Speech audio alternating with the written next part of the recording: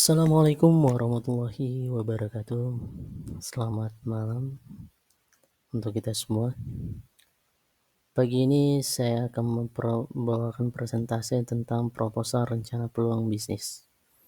Perkenalkan, nama saya Zulfin Ardiansyah Sibuan dari kelas MJ204. Yang terhormat ibu kami dosen,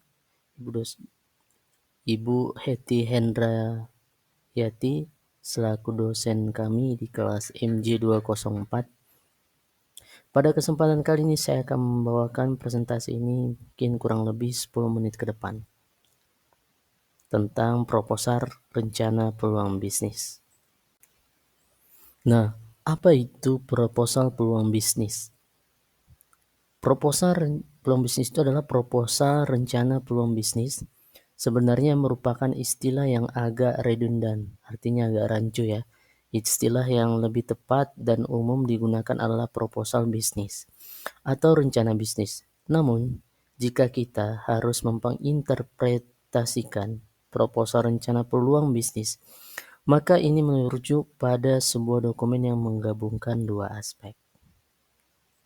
Nah, seterusnya, apa itu proposal peluang bisnis? Nah, yang pertama yaitu proposal.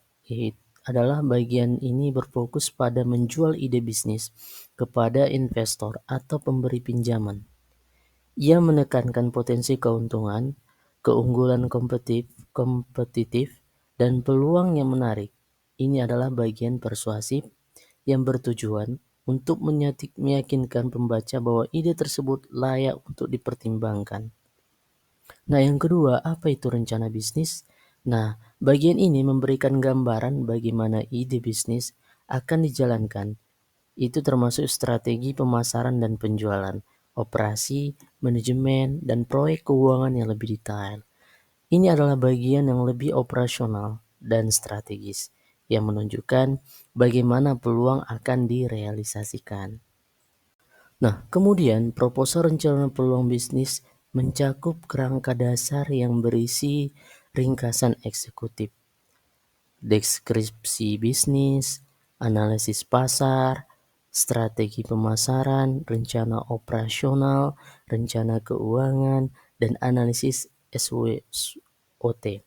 Nah, proposal ini bertujuan untuk menjelaskan ide bisnis kepada calon investor atau pihak terkait untuk meyakinkan mereka tentang kelayakan dan potensi bisnis tersebut. Nah, jadi proposal rencana peluang bisnis merupakan dokumen yang memadukan unsur-unsur persuasif atau proposal dengan detail rencana operasional atau rencana bisnis. Untuk sebuah peluang bisnis, ia bertujuan untuk meyakinkan investor atau pemberi pinjaman akan potensi keuntungan dan kelayakan sebuah ide bisnis serta memberikan gambaran detail tentang bagaimana peluang tersebut akan dicapai. Nah, meskipun istilahnya panjang dan agak berulang, nah esensinya ini adalah sebuah dokumen yang komprehensif untuk mempresentasikan peluang bisnis secara meyakinkan. Nah, terus apa yang tercakup dalam proposal bisnis atau rencana bisnis? Yang pertama adalah ringkasan eksekutif, artinya gambaran singkat tentang bisnis, peluang, dan permintaan pendanaan. Ini adalah bagian yang paling penting dan seringkali satu-satunya yang dibaca oleh investor yang sibuk. Nah, yang kedua yaitu deskripsi perusahaan, yaitu perusahaan yang punya visi, misi, dan nilai-nilai perusahaan dan struktur organisasi. Kemudian, apa yang tercakup dalam proposal bisnis atau rencana bisnis? Nah, yang pertama adalah produk atau jasa yang kita tawarkan. Nah, penjelasan detail tentang produk atau jasa yang ditawarkan. Yang kedua adalah strategi operasional. Artinya bagaimana bisnis ini akan dijalankan secara operasional, baik produksi, distribusi, atau mungkin planning lainnya. Bisa jadi terkait dengan harga atau tujuan dari strateginya. Nah, yang kemudian itu analisis pasar. Itu seperti ukuran pasar, tren, target pasar, analisis kompetitor dan keunggulan kompetitif. Nah, yang terakhir adalah strategi pemasaran dan penjualan. Nah, bagaimana produk dan jasa itu akan dipasarkan dan dijual, atau planningnya bisa online kah, atau bisa secara langsung kah, itu tergantung dari pelaksana dari proposal yang diajukan. Nah, kemudian apa yang tercakup dalam proposal bisnis atau rencana bisnis itu? Yang pertama adalah tim manajemen, artinya tim yang mempunyai keahlian dan pengalaman tim manajemen. Yang kedua adalah analisis keuangan, proyeksi pendapatan, biaya, laba, rugi, arus kas, dan kebutuhan pendanaan. Yang ketiga adalah risiko dan tantangan, artinya eh, potensi risiko dan strategi mitigasi. Nah, kemudian perbedaan proposal bisnis dan rencana bisnis. Nah, meskipun sering digunakan secara bergantian, ada perbedaan antara proposal bisnis dan rencana bisnis ini. Yang pertama, nah proposal bisnis itu lebih singkat, lebih fokus pada persuasi, dan seringkali digunakan untuk mendapatkan pendanaan awal atau kemitraan. Nah, sedangkan rencana bisnis itu lebih detail, lebih komprehensif, dan digunakan untuk panduan operasional bisnis dan sebagai alat perencanaan yang lebih matang. Nah, udah bisa kan bedakan antara proposal bisnis dan rencana bisnis. Nah, contohnya itu seperti proposal rencana bisnis untuk usaha makan ringan tradisional Medan berbasis online bernama Medan Snack Delight. Nah, apa saja itu? Terdiri dari yang pertama pendahuluan. Nah, Medan Snack Delight ini adalah usaha rintisan yang menawarkan berbagai macam makanan ringan tradisional Medan dengan kualitas premium melalui platform online.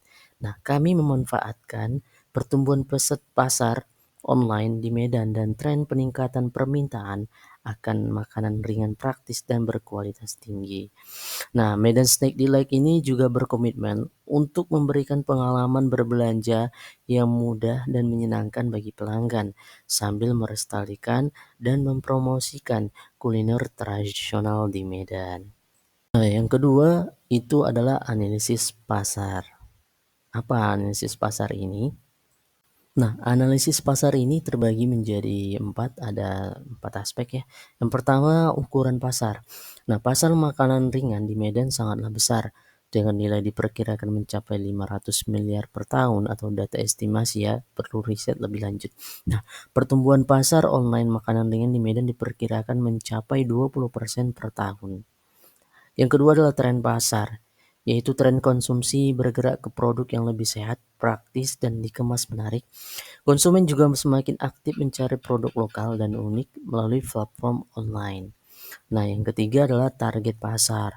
Target pasar ini bagi milenial dan Gen Z di Medan usia 18 sampai dengan 35 tahun yang aktif di media sosial dan menyukai makanan ringan tradisional, mereka memiliki daya beli menengah ke atas dan menghargai kemudahan akses serta kualitas produk.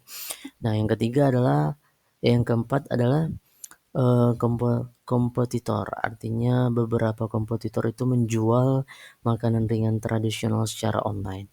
Namun, Medan Snack Delight akan membedakan diri mereka melalui kualitas bahan baku premium, resep otentik, dan pengemasan yang menarik. Nah, yang ketiga adalah strategi bisnis. Apa itu strategi bisnis?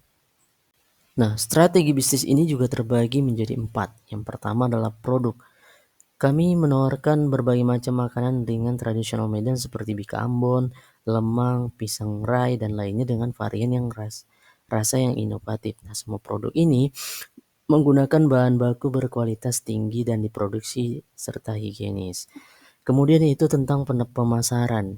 Nah, kami akan memanfaatkan strategi pemasaran digital melalui Instagram, Facebook, dan TikTok, serta kerjasama dengan food blogger dan influencers lokal. Kami juga akan berpartisipasi dalam event-event kuliner di Medan. Yang ketiga adalah operasional. Produksi dilakukan di dalam rumahan yang bersih dan memenuhi standar higienis. Distribusi dilakukan melalui kurir online atau Gojek, Grab. Sistem pemesanan dan pembayaran dilakukan secara online melalui website dan aplikasi pesan antar.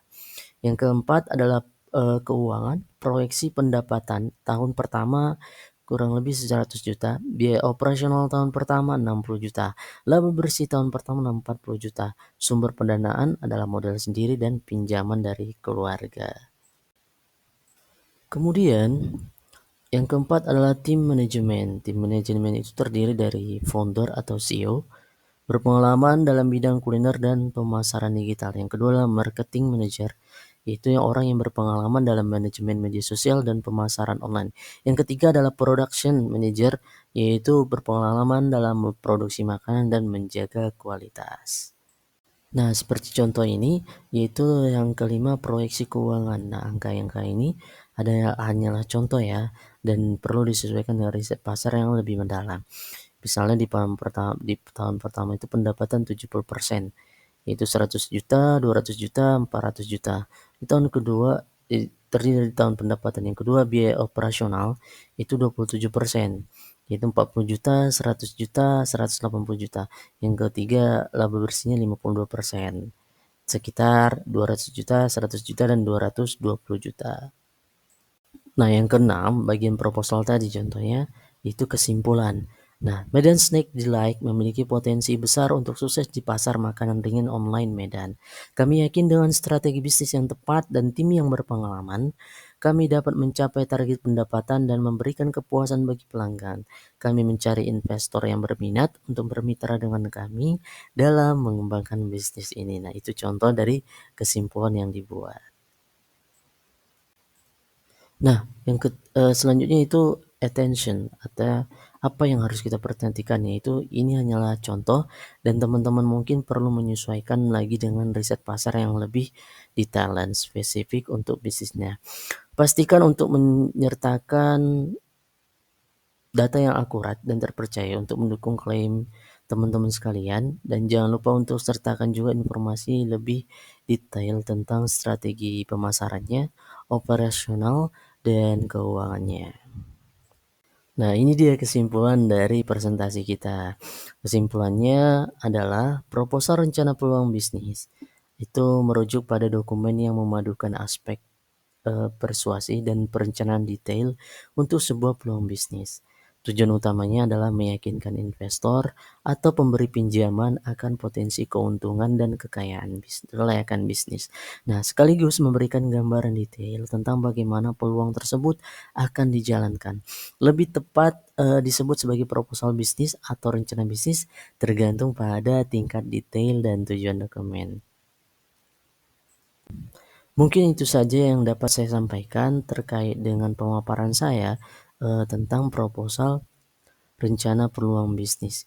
Jika mungkin ini masih banyak kekurangan dan mungkin banyak dan juga ada tadi contohnya hanyalah contoh angka, so kita perlu riset lagi untuk detail informasi yang lebih akurat. Tapi saya mungkin juga menerima kritikan ataupun saran dari ibu dosen kami, Ibu Hetty Hendrayani. Mungkin cukup sekian dari saya, kurang dan lebihnya saya mohon maaf. Sekian dari saya. Assalamualaikum warahmatullahi wabarakatuh. Selamat malam.